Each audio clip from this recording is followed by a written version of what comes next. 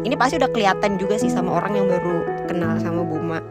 Dia tuh orangnya lucu, walaupun kadang terlihat trying to hard gitu ya, tapi lucunya dia tuh sebenarnya tulus gitu loh, nggak yang dia mencari-cari topik atau segala macem.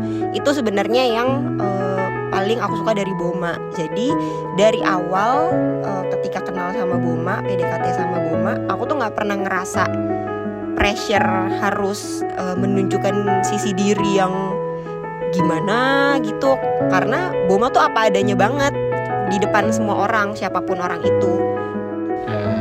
Erle ya, pertama dia nerima gue, masa lalu gue, segala kesalahan gue yang gue lakukan di masa lalu, segala kebusukan gue tuh dia tahu gitu loh. Yang gue expectnya orang itu bakal pergi dari gue ketika dia tahu soal masa lalu gue. Tapi ternyata dia justru oh gitu, ya udah, dia nerima gue apa adanya. Dan kedua lagi, dia itu juga yang kadang itu gue suka kelewatan orangnya. Gue tuh suka kelewatan dalam banyak hal ya. Gue suka kelewatan tuh dalam banyak hal, dan dia jadi rem gue. Hubungan kita waktu itu nggak jelas karena udah tahu sama-sama beda agama sih waktu itu ya. Jadi kayak nggak ngarep kemana-mana sih. Suatu ketika tuh nyokap gue tuh lagi ngomongin soal buruan nikah gitu kan. Di situ gue langsung nyelipin lah omongan kalau gue nikah beda agama loh gitu kan. Dan itu nyokap gue cuma diem sebentar, habis itu ya udah ngelanjutin aja, biasa aja gitu loh. Sebenarnya kalau ngelihat dari background papa yang tadinya calon romo gitu ya, aku tuh agak takut sebenarnya mau ngomong.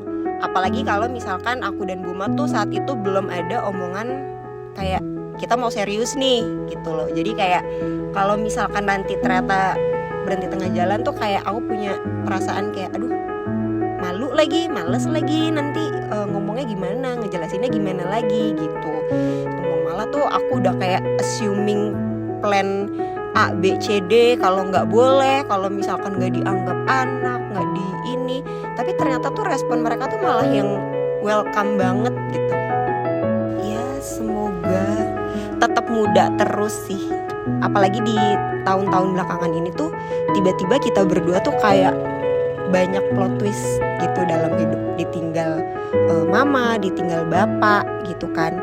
Semoga harapannya tuh cuman nantinya seiring berjalannya waktu kita masih bisa sama-sama menguatkan seperti kita pas muda sekarang gitu loh.